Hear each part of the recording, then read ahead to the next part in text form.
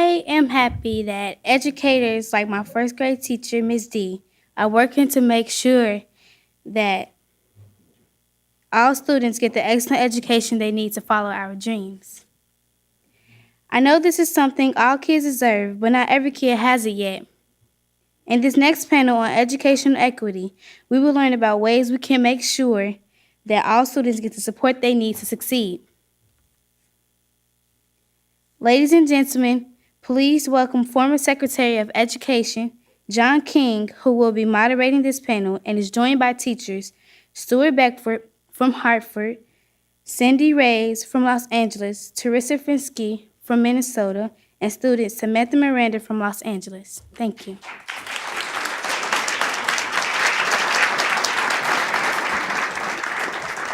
Thank you so much, Danielle. Hello, everybody. It is good to see many friends, many old friends from E4E and also from the education department and some of our teacher ambassadors who spend time going all over the country talking about teaching and talking with teachers. So thrilled to be here, and thrilled to be here in particular because E4E is not only about teacher voice, but about teacher voice in service of equity. And this is a community of educators who's fighting for kids, who's insisting that kids get more, deserve more, and that we need, as a country, to live up to the promise of equality of opportunity. This is a room of people that's fighting to ensure that college and career-ready standards are available to all kids in every school. This is a room of people fighting to ensure that advanced coursework is available in all schools, not just some schools. That quality preschool is available to all kids, not just some kids. Fighting to ensure that we close the achievement gaps for our low-income students, for our students of color, for English learners, that we pay attention to those populations of students that are often forgotten, our homeless students and our foster youth and our young people who are in juvenile justice facilities and our refugee and immigrant youth. So I'm thrilled to be here, excited about this conversation, and looking forward to a thoughtful reflection on what we need to do as a country to keep getting better. And I want to start with Samantha. And I want to ask you, Samantha, to talk about how you know that your teachers have high expectations for you. How do they show those high expectations? My teachers have always had high expectations for us, and they always make sure that our work is understandable, and they make time to help students understand the content. When they start to believe in us, we start to believe in ourselves, and that's really important. And to know that a teacher is there for you and believes in you is helpful because you know that you have someone to talk to. But they don't leave you on your own. They make sure that you're there. And just to know that there's someone there to believe, it makes us believe in ourselves more than we thought, and it makes us capable of more than we ever thought we were. Excellent. Thank you. Can we have a round of applause for Samantha? Cindy, let me ask you, one of the challenges in education policy right now is that when folks talk about higher standards and higher expectations, oftentimes people will say, well, those expectations are too high. They're inaccessible. Not all students can reach them. Talk about your experience and whether or not you think that is true. And if not, what do we need to do to make sure that all students can reach higher standards?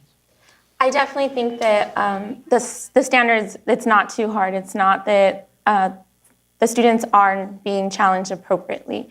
I teach in a classroom setting where I teach with students who are English language learners. There are a lot of students who are English language learners, and I also have a classroom setting that we call inclusion, where students with special needs, and we have extra teachers who come in, resource teachers. So it's a push-in setting.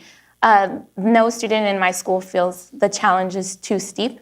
We accommodate appropriately. We provide the right materials for students at their level. It's equitable. And so we're teaching them really skills in the standards, and the content is about incorporating it within the skill. We're teaching them how to read, how to write, how to listen, how to speak. And that's something that all students need to learn how to do, regardless of if they're gen ed or if they're students with special needs or English language learners. So I don't think that the standard is too high. I think that we're teaching them just at the right level, and it's teachers' jobs to accommodate and to modify and to make sure that we're meeting the student where they're at and helping them to reach greater heights. Great, thanks, Cindy. And one of Cindy's students is Samantha. Teresa, let me ask you, we've made a lot of progress around graduation rates as a country. We have the highest high school graduation rate we've ever had as a country at 83%. But yet, for students of color, for low-income students, English learners, students with disabilities, we still see big gaps in educational attainment. What should we be doing differently as a country to close those gaps? Well, when you ask that question, I think primarily of two really big things. The first one is about our funding structures and how we fund public schools. Another one is making sure that our curriculum is accessible for all students. So thinking about funding, at least in Minnesota where I teach, in part, our schools are funded by property tax value. So if your school, like the one I teach in, is in a low-income area, our property tax value and the money we get from property taxes is going to be a lesser amount than if you were to teach in a more affluent area. Therefore, students or schools in low-income areas receive fewer resources. And often, those are the students in these schools. The students in these schools are the ones that need more resources. They need access to social workers. They need access for transportation if maybe they're in a transient home situation. They need access to counselors. And I think of an example. I have a friend who teaches in a more affluent area, and at their school, they have access to 4 guidance counselors. At my school, we have 1. And I think about, the guidance counselor, at least in my experience, they're the ones that push college. They're the ones that push your future. And so if you only have 1 person servicing all of these students, they're not going to get the same attention that you would if you were in a school with 4 guidance counselors. So definitely thinking about that, and then also access to pre-kindergarten for all students. That I feel like early childhood education is what really levels the playing field. When everybody has access to that, we can make sure everyone's starting off at the same point, and it really makes it equitable.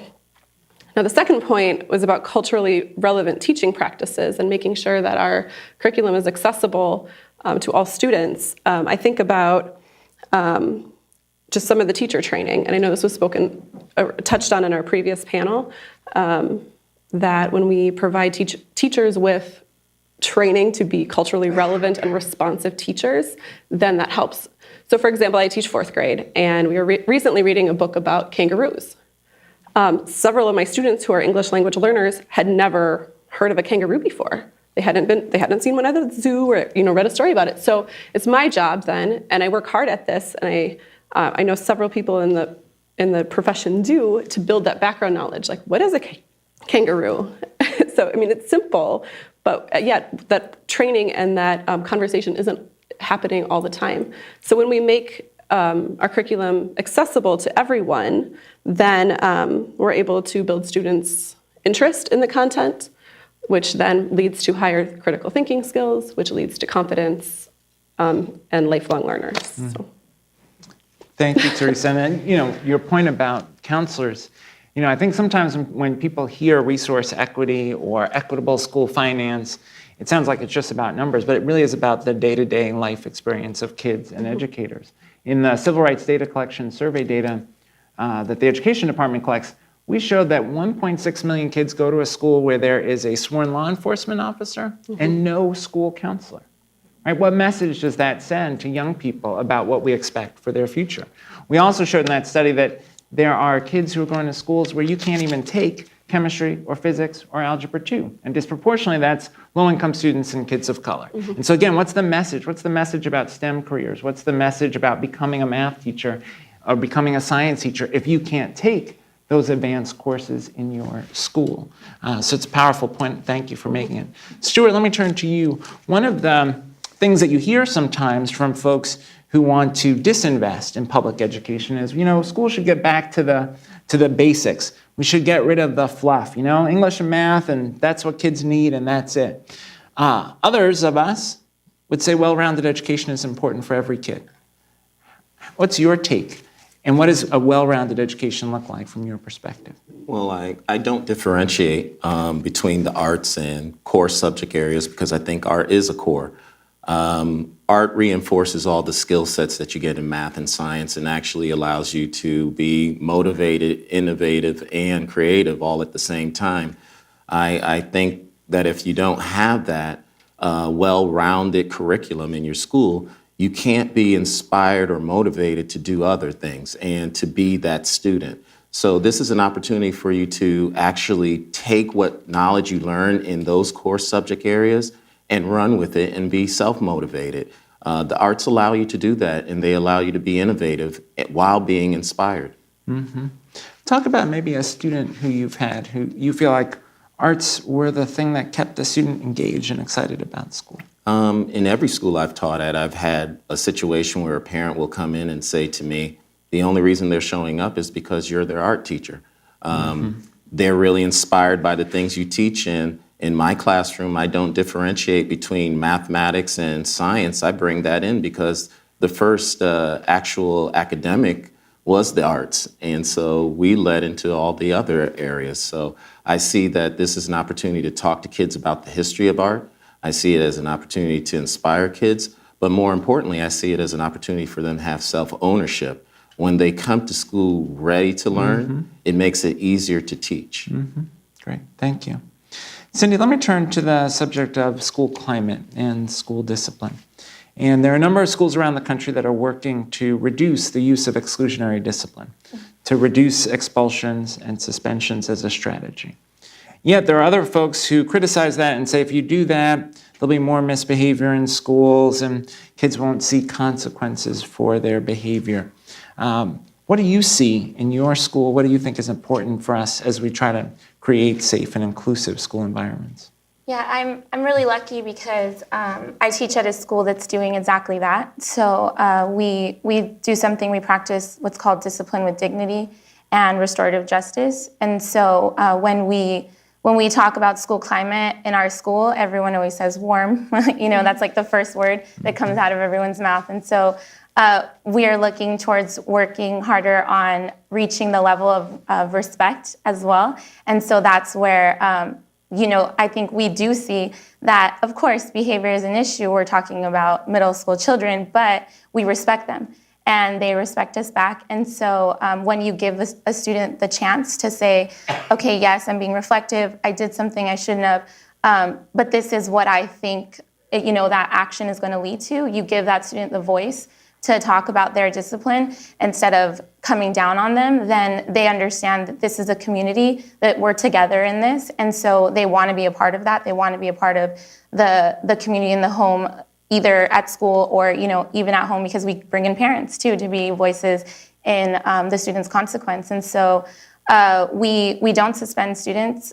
Since I've been working there for 3 years, I think there has been maybe 2, maybe 3 suspensions. And so instead, we have some students reflect in the classroom. And so if there is an issue that's happening, it seems like the student immediately knows that the reflection piece is coming. And so it's not about making them feel bad or feel like they're excluded from our community. It's about, like, let's sit here and let's talk about our feelings and why we're going through this. And so we practice community circles twice a week at our school, and we talk about any issue that can come up. Sometimes students pick, sometimes we pick according to the environment that the school's in, like something that's maybe occurred recently in our school. And so I think that that's really helping our students feel more welcomed at our school. Great, thank you. Teresa, you've worked on a guide to sort of help schools put in place the kinds of practices that Cindy just described. Can you talk about the guide, the kinds of recommendations you make, and how it's going? Yeah, this is something that I'm very proud of and to have been a part of. And it's really personal to me. We see all the time in schools, and I teach at an elementary level, so we see so many kids, particularly students of color, being referred out of the classroom for a disciplinary infraction or action. In Minnesota, I think as a whole, there's maybe 50% students of color, particularly Black and brown students, and I think they make up about 80% of referrals. This is a huge discrepancy, and I know this is nationwide too. And I know in this district I work at, we have a higher population of students of color, but there's the number of infractions still outweighs those of white students. So I had the opportunity to be part of writing an action guide with Educators for Excellence in the Minnesota chapter. And the guide outlines sort of a step-by-step, and I hate saying 1, 2, 3, because it's not really what it is, and that's not how equity work works. But it does sort of outline different steps you can take, first by creating a team of people at your school or your site, looking at your data collection, making sure that you have adequate and accurate data around discipline infractions. Also then analyzing the programs that you already have in place at your school, and then looking for alternatives such as restorative justice, like Cindy mentioned, or different social emotional learning practices or trauma-sensitive teaching practices. There's all these other alternatives we can look towards. At my particular site, at our school right now, we are really working hard at analyzing the data. That's sort of the step we're on right now. And we've broken down the data by race, gender, by classroom, looking for patterns in students that are considered like high-flying kids or who visit the office often, and looking to see what times of day they visit. So those patterns, but then also the work that I find even more important to that is, as a teacher and as an educator, we're looking inward towards ourselves. I know the previous panel we talked about most of our educators being white female, and I mean that's me, and that's what majority of the people I teach with look like. So they look like me. Our students don't. So really looking inward, then first of all recognizing that we do not reflect our student population, but then also looking at what triggers us as an educator.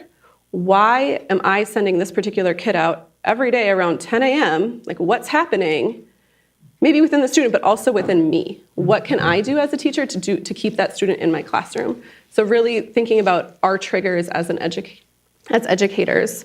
We really need to make sure that all of our students are in our classroom so they can learn. We also know that this disparity in discipline also is reflected in our mass incarceration of people of color. So it starts in elementary school. Like, we're noticing this in 4th grade. The kids who visit the office often for a disciplinary infraction know by the time they come to me in 4th grade that they are, quote unquote, a bad kid.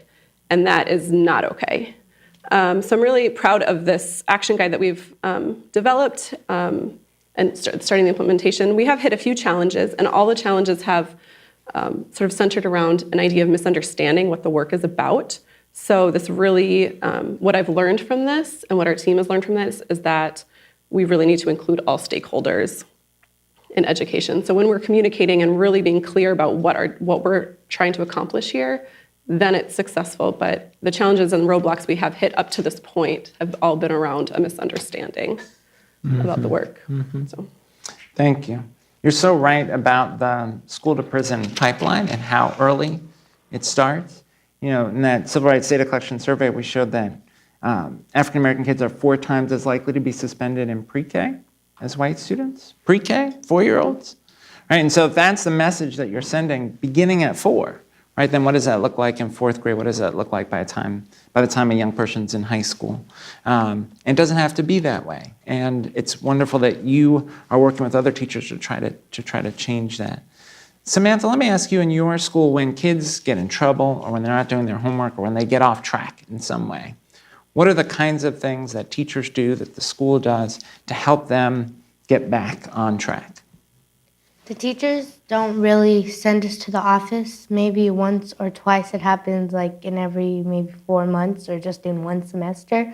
Our teachers like to talk to us, and we do something called a community circle. So every Friday, if we get in trouble 10 times, we go to the community circle and our teachers sit down and have a talk with us.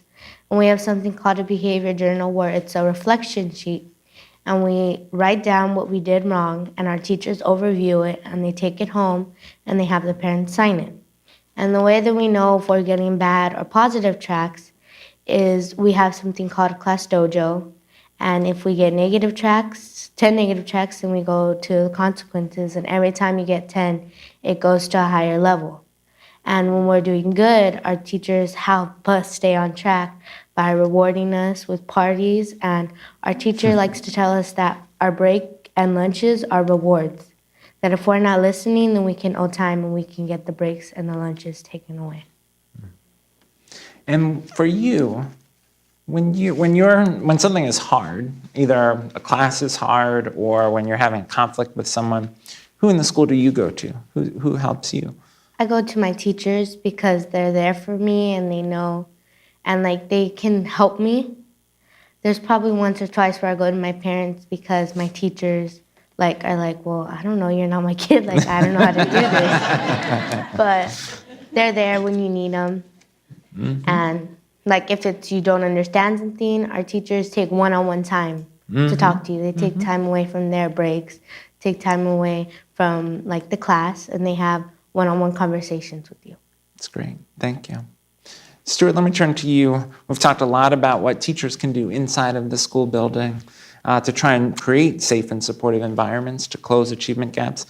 You've worked with some outside of school partners. Talk about what that looks like. How do you engage community partners around helping kids succeed? Well, it really does take a village to inspire students. I think back to my experience, my teacher was very active in my community. In my church, I would see her in the stores. And to fast forward, when you go through a lifespan, I even went to her funeral, and she was my third grade teacher, Ruth Coven.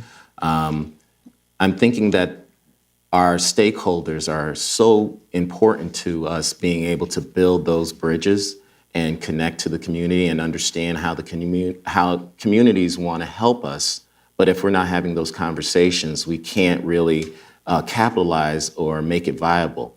And so working with my team of teachers in Hartford, we were able to reach out, we were able to look at some strategies, we were able to talk to a larger contextual community and say, we have things here that we can fix, we can streamline, and we can make it better for our students within this district just by bringing all our voices together. And what else do you need as you think about community partnerships? What's next for your school, for your kids? What are the kinds of supports you wish you had? Actually, we need more platforms. We need more vehicles like E4E. We need more people to bring their voice into unison so that we can have that discussion about where do we want to propel our students? Where do we want to promote them? Where do we want to inspire them? And we also want to not just be the inspiration, but we want them to be motivated to want to give back. And so for me, having that dynamic where I felt the teacher loved me, they had rapport, I felt the extended family.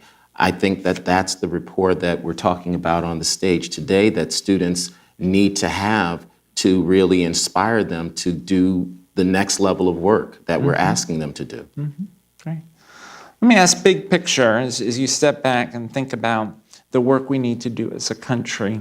Where would each of you focus our energies? What should folks in this room go out and do next? And we've had a powerful conversation today about excellence, about equity, about the challenges we face. What's the place where we should focus our energies? Maybe we'll start with you, Cindy. Well, when I'm thinking about in this room, I see a bunch of excellent teachers that I've worked with before. And so I think we're ready for the district level, the state level. But when I think about teachers in general who aren't involved, who, like Stuart said, don't have a platform like E4E, then I think that we need to start in the classroom because it's up to that teacher, that individual to step out of their classroom and to go out and say, yes, I see an injustice, or I want to do this for my students, and to speak up about what's happening in their class. And so if you are a teacher who doesn't know where to start, finding a platform like E4E is the place to do it. But all of us who are here right now, I think it's time for us to step it up to the district to state level and start asking for what we would like, things like what they mentioned earlier. Great, thank you. Teresa? Anytime that I've been a part of something that's had success, it's involved every stakeholder involved. So that would include, our students, our teachers, our administration, our families, our greater communities, our community partners, our unions, things like that. So as any time, and this has, with us as individuals to push for this to happen also, but anytime that we're all working together, collaborating, communicating about what we need and keeping the students at the center, anytime we do that, we're able to do something successful. So thinking about work with equity and excellence and making sure that we're including, like I said, collaborating with everybody, making sure we're held accountable for what we're doing, making sure we're communicating, and then I feel like we could create a system that works and that is equitable for every student. Great. Stuart? I think the challenge is just stepping across the street to the local businesses, the neighborhood, and understanding the dynamic of the culture that you're serving. It's an opportunity to get to know the people that you serve with and for, and it also re-inspires you as a teacher to know that people care. So it's not just one hand trying to lift these children up in the struggle. It'll be a community. You know, I think one of the things that a morning like this points us towards is the power of our collective action. Right? Every state right now is creating a plan for how they're going to implement the Every Student Succeeds Act, the new federal education law. Every state could take action on all the things that we've talked about. They could take action to reduce disparate discipline. They could take action to ensure access to advanced coursework. They could take action to make sure that every school can offer a well-rounded education that includes art and music and science and social studies. But they might not. And whether they do or not, and whether or not districts then respond with the changes in schools that we all need, depends on all of us, depends on our willingness to be loud, to stand up for equity, to stand up for justice, and ultimately to stand up for our kids. So let me end with you then, Samantha. Tell us, if we were to come back here, 10 years from now, what would we find you doing? So tell us what your plan is, and then tell us what you would like all the adults in this room to do to help not only you, but all the students you go to school with be successful. From 10 years from now, I think I'm going to be in college. Well, I want to be in college at Harvard Law School. Oh, nice. I like that. And what my teachers can do to help me with that is just to not ever set the bar low for any of the students in my classroom, any students at all, to always have a high expectation, because that makes us capable of more than we ever thought that we were. And just to be there, to be a friend. Some teachers are like second moms, second dads to me. So just to be there and to teach and never set low expectations, to always set the bar high. Great. Perfect note to end on. Thank you.